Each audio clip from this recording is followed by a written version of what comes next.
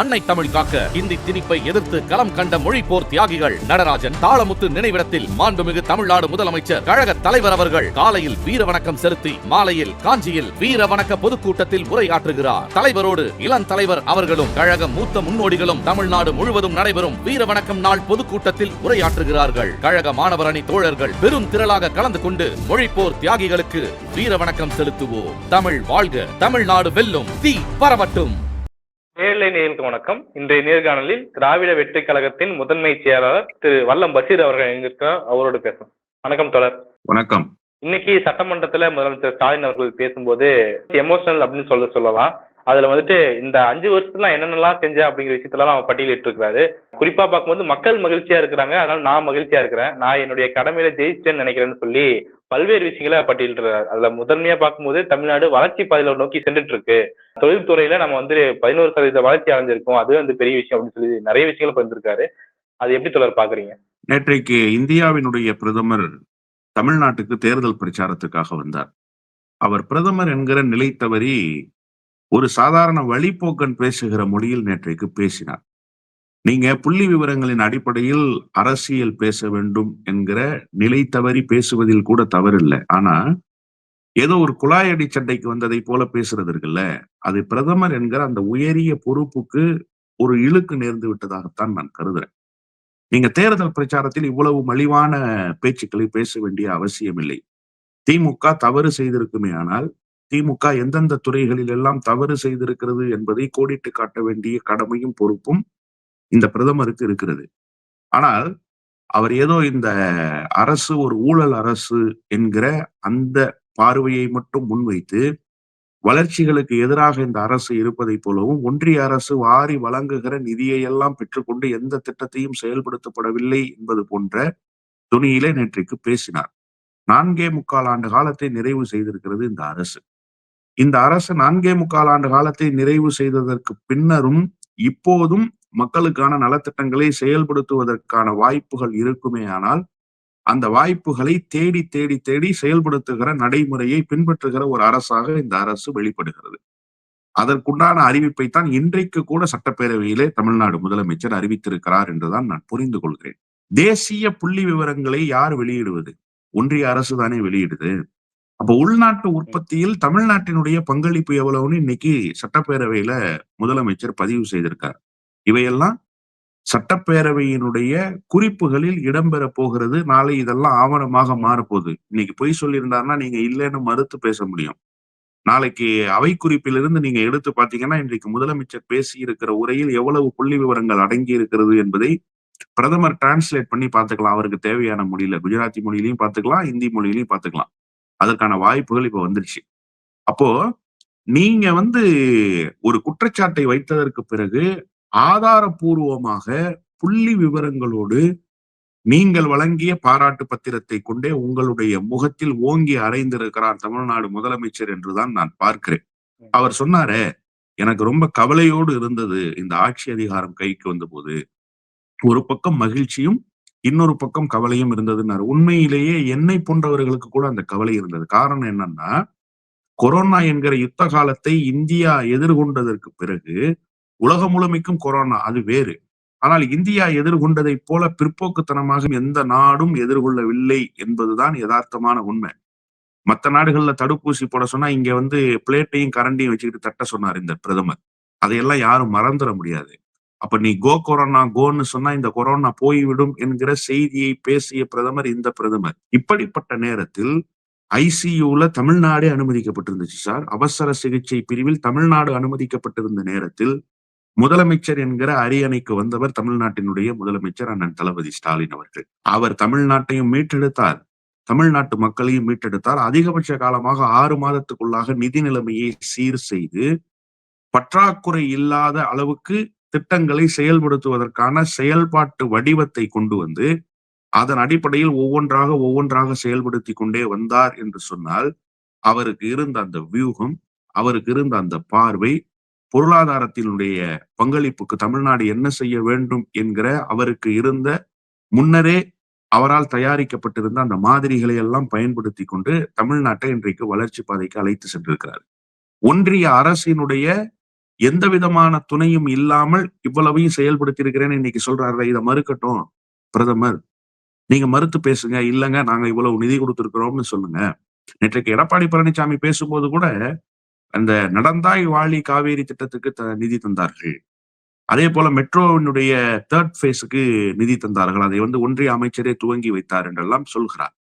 இப்ப இங்க என்ன பிரச்சனைன்னா 2017ஆம் ஆண்டு ஜூலை 13ஆம் தேதி ஒரு கடிதம் எழுதுகிறார் எடப்பாடி பழனிசாமி. எடப்பாடி பழனிசாமி எழுதிய கடிதத்தில் எந்தெந்த துறைகளுக்கு எவ்வளவு நிதி இன்னும் வராமல் இருக்கிறது என்கிற புள்ளி விவரம் இருக்கிறது. 2017இல் எழுதியவர் எடப்பாடி பழனிசாமி தான். அப்போ எல்லா நிதியையும் கொடுத்தார்கள் ஒன்றிய அரசுன்னு சொல்லி மேடையில் வாய்க்கூசாமல் பொய் சொல்கிறார் எடப்பாடி பழனிசாமி. இதை ஆமோதிக்க கூட இல்ல மோடி. மோடி என்ன சொன்னாருன்னா, நல்லாட்சின்னா யாரோட ஆட்சின்னு சொல்லியிருக்கணும். தேசிய ஜனநாயக கூட்டணி அண்மையில் அங்கம் வகித்து ஆட்சி நடத்திய எடப்பாடி பழனிசாமி ஆட்சியை தானே சொல்லணும். அவர் ஜெயலலிதா ஆட்சி தான் நல்லாட்சின்றாரு. அங்க தேசிய ஜனநாயக கூட்டணிக்கு எந்த பங்களிப்பும் இல்லை ஜெயலலிதா அம்மையார் உயிரோடு இருக்கிற வரை. அப்படி என்று சொன்னால் இவர்கள் பேசிய இந்த ஒட்டுமொத்த பித்தலாட்ட உரைக்கு இன்றைக்கு அதிகாரப்பூர்வமாக ஆதாரப்பூர்வமாக புள்ளி விவரங்களோடு பதில் சொல்லி இருக்கிறார் முதலமைச்சர் என்றுதான் நான் பார்க்கிறேன். ஆளுநர் உரைக்கு நம்ம நன்றி சொல்ல இருக்க வேண்டும், ஆனா நம்ம பதிலடி கொடுக்க வேண்டியதா போயிருச்சு அப்படின்னு சொல்லி கவலையோட தான் அதையும் தெரிவிக்கிறாரு. நீங்க சொன்ன பட்டியலை சொல்லி ஒன்றிய அரசு தான் இந்த பாராட்டு பத்திரத்தெல்லாம் வாசிக்குது, நீங்க போய் அவரை தானே நீங்க கேட்கணும், இங்க பேசிட்டு இருக்கீங்க அப்படிங்கிற மாதிரியான விஷயங்களை சொல்றாரு. இந்த விஷயத்தை எப்படி பாக்குறீங்க? தொடர்ச்சியா ஆளுநர் ஒரே காரணத்தை சொல்லி 3 வருஷமா உரையை புறக்கணிச்சுட்டே இருக்காரு அப்படிங்கிறத பதிவு பண்றாரு. ஸ்கூல் பிள்ளைகள் மழைய காரணம் காட்டி விடுமுறை கேட்கும் இல்லையா, தொடர்ச்சியாக மழைய காரணம் காட்டிக்கிட்டே இருக்கும். அது மாதிரி இவர் இந்த ஆண்டினுடைய முதல் கூட்டத்தொடரை துவங்கி வைக்க எப்போது அழைத்தாலும், கூட்டத்தொடரை துவங்கி வைக்க வேண்டும் என்று எப்போது கடிதம் அனுப்பினாலும் நல்ல புள்ள மாதிரியே நடிப்பாரு. நீங்க என்ன பேச வேண்டும் என்கிற உரையை தயாரித்து சட்டமன்றத்தினுடைய அலுவல் ஆய்வுக்குழு அனுப்பி வைக்கிறா இல்லையா, அதற்கு நீங்கள் ஒப்புதல் தெரிவித்து அனுப்பப்பட்டிருக்கிற அந்த உரைக்கு கையொப்பமிட்டு ஸ்டாம்ப் பண்ணி அங்கிருந்து நீங்க சட்டப்பேரவைக்கு அனுப்புறீங்களா இல்லையா? அதை தானே சட்டமன்றத்தினுடைய உறுப்பினர்களுக்கெல்லாம் நகல் எடுத்து கொடுக்குறாங்க. இப்ப டிஜிட்டலைஸ் பண்ணிட்டாங்க. கொடுக்குறாங்களா இல்லையா? அப்போ நீங்க இந்த உரையை நான் பேச மாட்டேன் என்று சொல்லிவிட்டு வராமல் இருக்கிறது வேண்டியதுதானே. நீங்க தான் ஏற்கனவே ஒரு முன்முடிவுக்கு வந்துடுறீங்க. சட்டப்பேரவையில் போய் நாம் பேசக்கூடாது என்கிற முன்முடிவுக்கு வருகிறார் ஆளுநர். பேசினாலும் நாம் எதையாவது காரணம் சொல்லிவிட்டு வெளியேற வேண்டும் என்கிற மனநிலையில் இருக்கிறார் ஆளுநர். ஏன் வர்றீங்கன்னு கேட்கிறேன். அப்ப நீங்க வரும்பொழுது உங்களுக்கென்று ஒரு நெருக்கடி இருக்குமே ஆனால் அந்த நெருக்கடியை நீங்கள் ஆளுநர் மாளிகையிலிருந்து தெரிவிப்பீர்களே ஆனால் அதில் உண்மை இருக்கணும்ல. நீங்க இங்கிருந்து பேச முடியாதுன்னு சபாநாயகர் ரொம்ப தெளிவா அவருக்கே உரிய ஆங்கில நடையில் எளிமையான முறையில் புரிய வைக்கிறார். நாங்க இங்க எழுதி கொடுத்ததை தான் நீங்க படிக்கணும். ஏற்கனவே அதுக்குத்தான் ஒப்புதல் பெறப்பட்டிருக்கு. நீங்க புதிதாக எதையும் இங்க சொல்ல முடியாது. புதிய கருத்துக்களை நீங்கள் தெரிவிக்க கூடாது. ஆளுநருக்கு கருத்து தெரிவிக்கிற அதிகாரம் இல்ல. இந்த அவையில சட்டப்பேரவை உறுப்பினர்களாக தேர்ந்தெடுக்கப்பட்டவர்களுக்கு மட்டும்தான் கருத்து சொல்கிற அதிகாரத்தை வழங்கி இருக்கு சட்டம். இவ்வளவும் தெளிவா சொல்றாரு. சொன்னதற்கு பிறகும் நீங்கள் அதே குற்றச்சாட்டை சொல்லிவிட்டு போறீங்க. நீங்க ஒரு பெரிய பட்டியல் போட்டீங்கல்ல, இந்த பட்டியலில் எது உண்மை என்றாவது நீங்கள் என்றைக்காவது ஒரு நாள் ஆய்வு செய்து பார்த்ததுண்டா? அததான் முதலமைச்சர் இன்னைக்கு கேட்கிறாரு. ஆளுநரினுடைய தீர்மானத்துக்கு நன்றி தெரிவிப்பது என்பது மரபு. அதை தாண்டி இன்னொரு முக்கியமான செய்தியை சொன்னாரு முதலமைச்சர். நானே யோசித்து பார்க்கிறேன். கலைஞருக்கு இல்லாத ஆளுநர் நெருக்கடி, ஏன் அம்மையார் ஜெயலலிதாவுக்கு இல்லாத ஆளுநர் நெருக்கடி, இன்னும் சொல்கிறேன் எம்ஜிஆருக்கு இல்லாத ஆளுநர் நெருக்கடி எனக்கு இருக்கிறதுன்னு சொன்னார். அது உண்மை சார். சென்னாரெட்டி என்கிற ஆளுநர் தான் உச்சபட்சமாக தன்னுடைய அதிகாரத்தை பயன்படுத்துவதற்கு துடித்த ஆளுநர். அவருக்கும் ஜெயலலிதாவுக்கும் இருந்த முரண்பாடு நாடே அறிந்தது. சென்னாரெட்டி விழுப்புரம் தாண்டி போகிற போதெல்லாம் எப்படி ஆராதனை செய்தார்கள் அதிமுகவினர்கிறத வரலாறு இன்னும் மறக்கல. ஜெயலலிதா அம்மையாருக்கு கடிவாளம் போட வேண்டும் என்று நினைத்தவர், பேரலல் கவர்னரன்ஸ் ரன் பண்றதுக்காக நினைச்சவர். அதற்கு பல காரணங்கள் உண்டு. அதெல்லாம் இப்ப நம்ம பேச வேண்டிய அவசியம் இல்லை. அப்படிப்பட்ட சென்னாரெட்டி கூட இப்படிப்பட்ட வேலைகளை செய்தது கிடையாது. ஆனால் இங்கே ரவி வந்ததற்கு பிறகு தொடர்ச்சியாக எதேச்சதிகார போக்கோடு செயல்படுவது, ஏதோ தனக்கு வானளாவிய அதிகாரம் இருப்பதை போல நினைத்து கொண்டு பேசுவது. நீதிமன்ற தீர்ப்பு வந்ததற்கு பிறகும் அவர் நினைக்கிறார் சார் அவருக்கு வானளாவிய அதிகாரம் இருக்குன்னு. எவ்வளவு பெரிய தவறு அது. நீதிமன்றம் ஒரு வழிகாட்டு நெறிமுறையை சொல்லி இருக்கிறது. உங்களுக்கு என்னென்ன அதிகாரங்கள் இருக்கிறது, அந்த அதிகாரத்தினுடைய உச்சவரம்பு என்ன என்பதை வரையறுத்திருக்கு நீதிமன்றம். நீதிமன்றத்தை விட நீங்க பாஸா? நீதிமன்றத்தினுடைய வழிகாட்டு நெறிமுறையை கேட்கக்கூடிய அளவுக்கு நீங்கள் பெரிய ஆளா சட்டத்துல? உங்களுக்கு அப்படி ஒரு அதிகாரம் கொடுக்கப்பட்டிருக்கா? ஆனா, இது எல்லாவற்றையும் தெரிந்தே செய்கிற இந்த ஆளுநர் ஒரு குற்றச்சாட்டை வைக்கிறார் என்று சொன்னால், அதில் துளி அளவாவது உண்மை இருக்க வேண்டுமா? இல்லையா? உண்மைக்கு மாறான குற்றச்சாட்டை இந்த மாநில அரசை நோக்கி வைக்கிறாரு. நீங்க தானே சார் கடந்த காலங்கள்ல இந்த அரசு என்னென்ன செயல்படுத்தி இருக்குங்கிறத உங்களுடைய வாயால் வாசித்து காட்டியிருக்கீங்க. இப்ப இந்த பகைமை பாராட்டுறீங்க.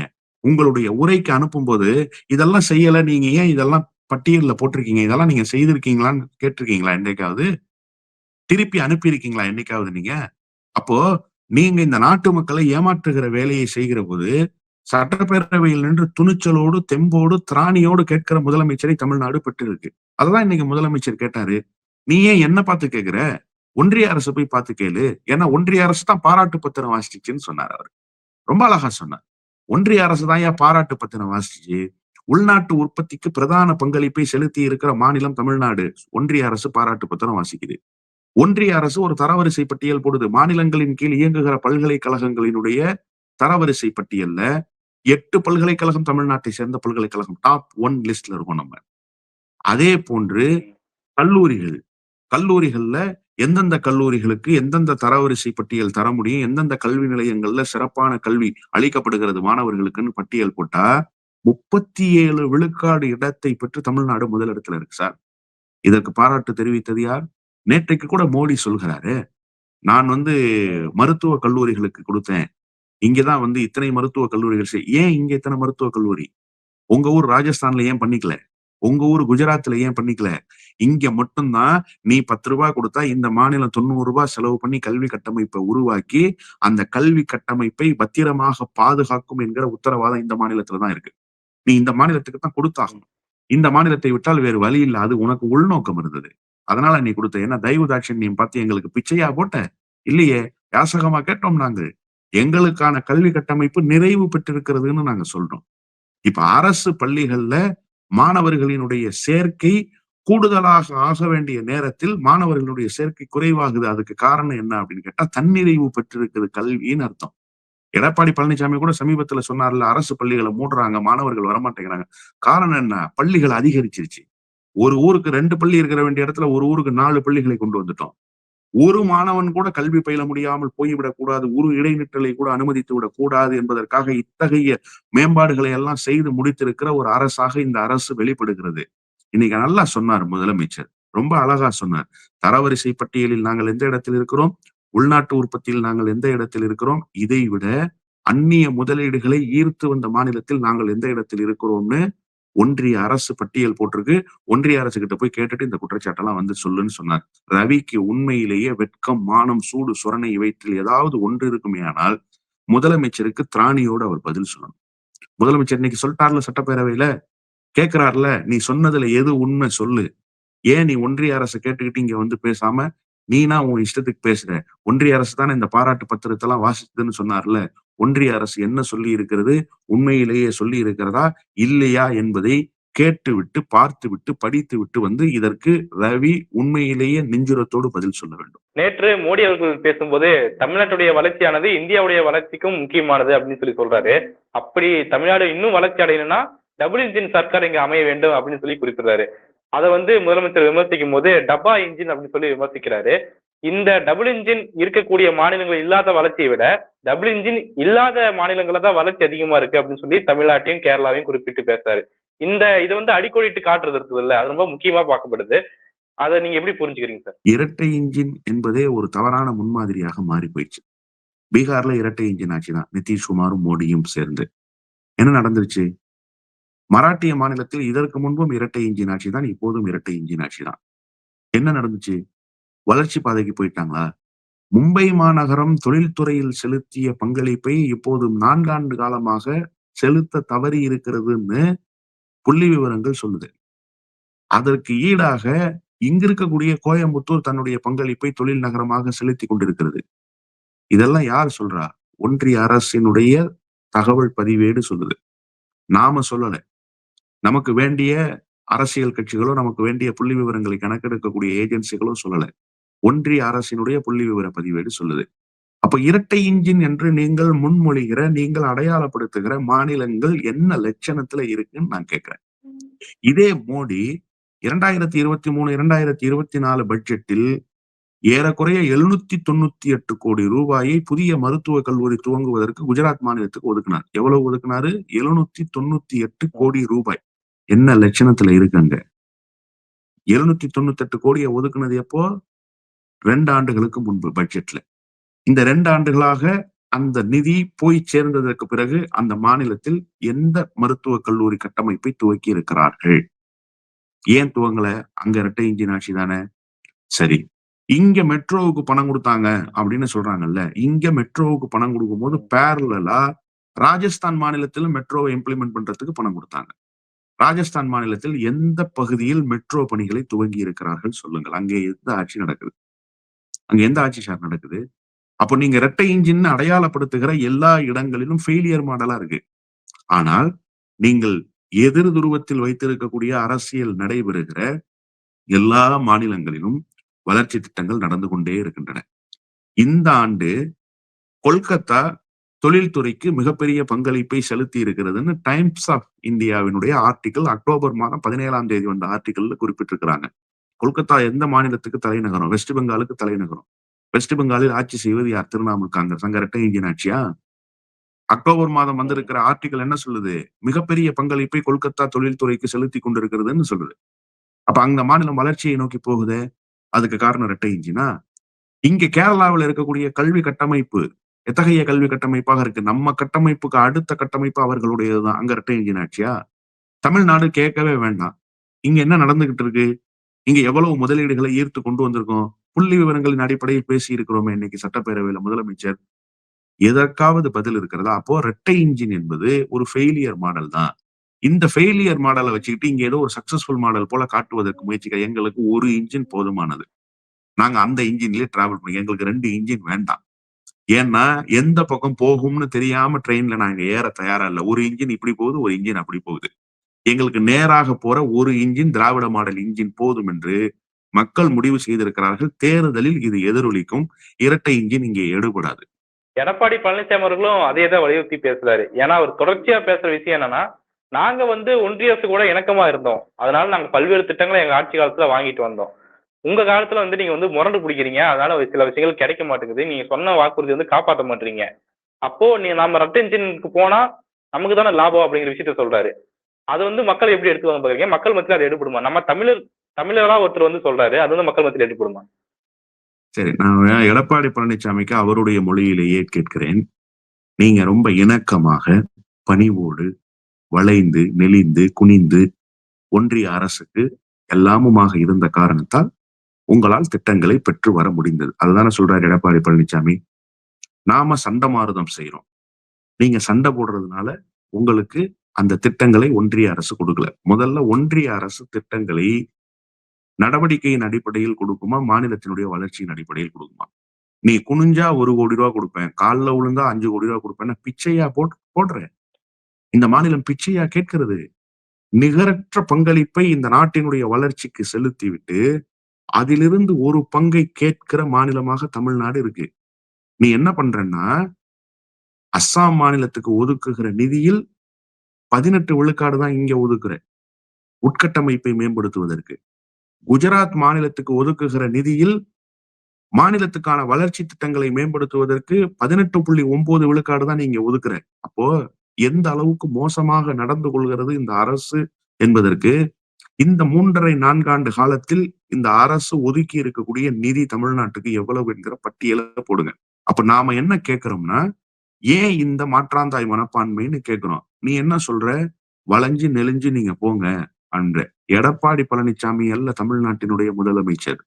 அவர் முத்துவேல் கருணாநிதி ஸ்டாலின். அவருக்கு சண்டை செய்ய தெரியும், உரிமை கோர தெரியும், மாநில சுயாட்சி பேச தெரியுமே தவிர அடிமை சேவகம் புரிய தெரியாது. இன்னொன்றையும் நான் கேட்கிறேன். இவ்வளவு பெரிய அடிமையாக நீ இருந்ததாக நீயே ஒப்புதல் வாக்குமூலம் கொடுக்கிறாய் அல்லவா? சென்னையில பேய் மழை பெருவெள்ளம் வந்தப்போ வானிலை அறிக்கையை சரியாக கணிக்க முடியலன்னு சொல்லி வானிலை ஆய்வு மையம் சொன்னுச்சு. எடப்பாடி பழனிசாமி மறந்துடக்கூடாது. ஏன்னு கேட்டதுக்கு, வானிலை அறிக்கையை முன்கூட்டியே அறியக்கூடிய டோப்ளர் கருவி இருக்குல்ல, அத ரிப்பேர் பண்ண சொல்லி 3 முறை கடிதம் எழுதினார் சார் எடப்பாடி பழனிசாமி. ரிப்பேர் பண்றதுக்கு எவ்வளவு தெரியுமா காஸ்ட்? வெறும் 9,00,000 ரூபாய். ம். 9,00,000 சார் செலவு. ம். அத சரி பண்ணி குடுங்கன்னு கேட்டார் எடப்பாடி பழனிசாமி. நீங்க கேட்கலாம், ஏங்க 9,00,000 செலவு பண்ண முடியாதா ஒரு மாநிலத்துக்கு?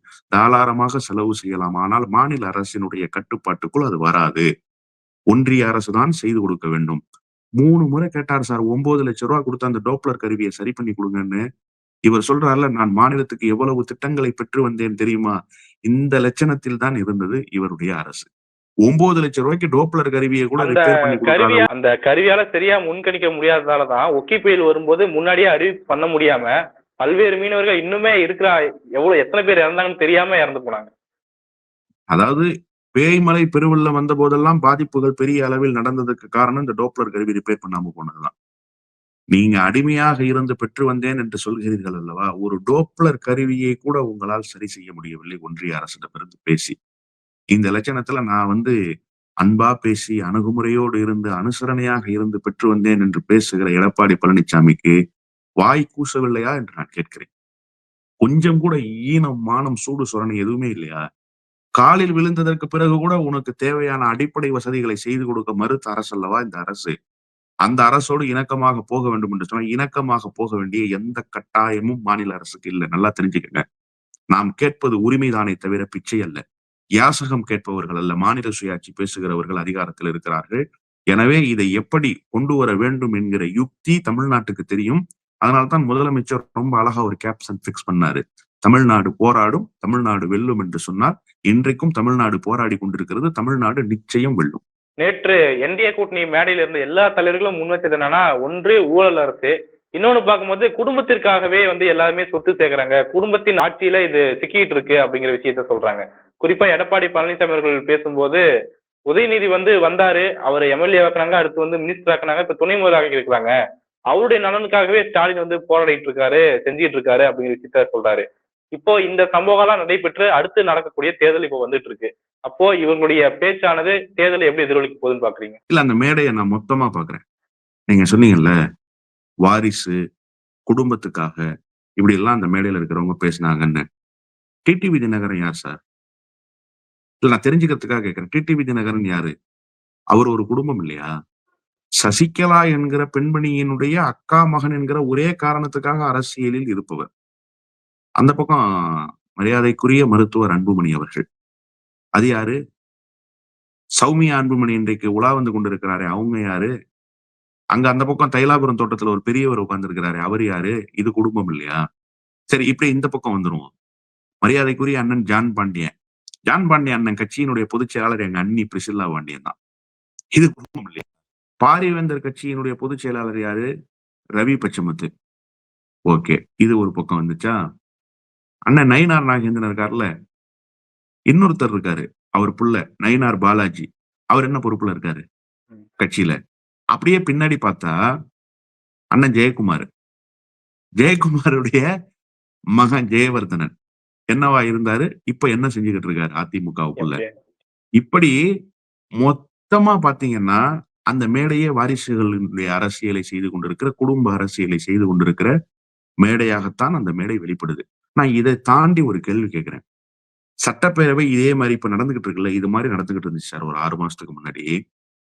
சாயங்காலம் 4 மணிக்கு சட்டப்பேரவை முடிஞ்சோன்னு சக சட்டப்பேரவை உறுப்பினர்கள்ட்ட நாளை காலைல சந்திப்போமா, வரட்டுமா அப்படின்னு சொல்லி வணக்கம் சொல்லிட்டு எதிர்க்கட்சி தலைவர் புறப்பட்டாரு. சக சட்டப்பேரவை உறுப்பினர்கள் பீச்ல வாக்கிங் போயிட்டு இருக்காங்க. காலையில பத்திரிகையாளர்கள் கேக்குறாங்க, என்ன உங்க பொதுச் செயலாளர் டெல்லிக்கு போயிருக்காருன்னு. இல்லையே, சட்டப்பேரவையில தான் நேத்து இருந்தாரு, பசுமை வழிச்சாலையில ஓய்வு எடுத்துட்டு இருப்பாரு, காலையில சட்டப்பேரவைக்கு வருவாருன்னு சொன்னாங்க. அதுக்கப்புறம் வீட்டுக்கு போய் சட்டப்பேரவை விடுதியில டிவி ஆன் பண்ணி பார்த்தா எடப்பாடி பழனிசாமி ஏர்போர்ட்ல இறங்கி போய்கிட்டு இருக்காரு. ஓவர் நைட்ல ஒரு போன் கால் நீங்க புறப்பட்டு போனீங்கல்ல, அந்த போன் கால்ல யாரை மையமாக வைத்து உங்களிடம் பேரம் பேசப்பட்டது? உங்களுடைய மகனும் சம்பந்தியும் தானே? அப்ப நீங்க யாருக்காக கட்சி நடத்துறீங்க? நீங்க யாருக்காக சார் அரசியல் பண்றீங்க? உங்க மகனும் உங்களுடைய சம்பந்தியும் யாரு? அண்ணாவோடு அரசியலில் பயணித்தவர்களா? எம்ஜிஆரோடு அரசியலில் வலம் வந்தவர்களா? ஜெயலலிதாவால் அடையாளம் காட்டப்பட்டவர்களா? குறைஞ்சபட்சம் உங்க கட்சியில ஒரு கிளை கழகத்தினுடைய செயலாளர்களா? இல்ல. உங்களுடைய மகனும் உங்களுடைய சம்பந்தியும் பிரதான காரணமாக இருந்ததால் தேசிய ஜனநாயக கூட்டணிக்கு நீங்க போனீங்க. இப்ப இதுக்கு பேர் என்ன? பேசுறதுக்கு முன்னாடி கொஞ்சமாவது யோசிச்சு பார்க்க வேண்டாமா? கண்ணாடி முன்னாடி நின்னு உங்க முகத்த பார்க்க வேணாமா? அப்ப நீங்க இதையெல்லாம் பார்க்காமல் எதிர் தரப்புல இருக்கிறவங்கள நீங்க சார், இன்றைக்கு இந்த குடும்ப அரசியல் என்பது ஒரு வகையில் கேடுதான் என்று சொன்னாலுமே கூட, அந்த குடும்பங்களினுடைய அரசியல் கொள்கை பேசுகிறதா என்று பார்க்க வேண்டும். அதான் ரொம்ப முக்கியம். கொள்கை பேசுதான்னு பார்க்கணும். அங்க சின்ன எனக்குத்தான் அப்பா சொல்றாரு, இல்ல இல்ல எனக்குத்தான்னு புள்ள சொல்றாரு. அப்படிப்பட்ட குடும்ப அரசியலா இங்கே நடந்து கொண்டிருக்கிறது? இல்லையே. எல்லா வகையிலும் திராவிட இயக்கத்துக்கு அரணமைக்கிற அரசியலை செய்கிறது ஒரு புறத்திலே ஒரு கட்சி. வழி வழியாக செய்து கொண்டிருக்கிறது ஒரு கட்சி. நீங்க விமர்சனத்தை வைக்கிறீங்க. தமிழ்நாட்டினுடைய தேர்தல் பொறுப்பாளர் சார் பியூஷ் கோயல். அவருடைய வண்டவாளம் 2 நாளா சமூக வலைதளத்துல சுத்திக்கிட்டு இருக்கு. யாருக்கு சீட்டு கொடுத்தாரு? சீட்டு கொடுத்து எம்எல்ஏ ஆக்கப்பட்டவர்கள் யார்? அவர் யாருடைய புள்ள? இவரு புள்ள யாரு? என்னவா இருக்கிறாரு? அப்படின்னு சொல்லி. எனவே குடும்ப அரசியல் பற்றி பேசுகிற தகுதி தேசிய ஜனநாயக கூட்டணியில் அங்கம் வகிக்கிற எந்த கட்சிக்கும், குறிப்பாக தமிழ்நாட்டில் அங்கம் வகிக்கிற எந்த கட்சிக்கும் கிடையாது. அதனால அந்த கட்சிகள் குடும்ப அரசியல் என்று பேசுவதற்கு தகுதியற்றவர்கள். ஆனால் விமர்சனத்தை நீங்கள் கூர்மையாக வைங்க. இந்த அரசினுடைய நிறை குறைகளை சொல்லுங்க. இந்த அரசுக்கு ஒரு ஆன்டி இன்கம்பன்சி இருக்கும் சார். இல்லைன்னுலாம் இருக்காது. 100 விழுக்காடு எல்லாரையும் அதிருப்திப்படுத்திடும் அரசு. அந்த ஆன்டி இன்கம்பன்சியை சொல்லி அரசியல் செய்யுங்க. வாக்கு அறுவடை செய்யுங்க. எதிர்க்கட்சி அரசியலை செய்யுங்க. டிப்ளமேட்டிக்கா அணுகுங்க. அதை விட்டு தெருக்கூத்து நடத்துபவர்களைப் போல, குழாயடி சண்டை போடுபவர்களைப் போல பேசுறதுங்கிறது இருக்குல்ல, இது அவர்களுடைய பொறுப்புக்கு, அவர்களுடைய கட்சிக்கு அழகல்ல. அந்த வேலையை அவர்கள் தொடர்ந்து செய்து கொண்டே இருக்கிறார்கள். பல்வேறு முக்கியமான விஷயங்களை பகிர்ந்தீங்க தோழர். உங்களுடைய நேரத்துக்கும் கருத்துக்கும் மிக்க நன்றி தோழர். நன்றி.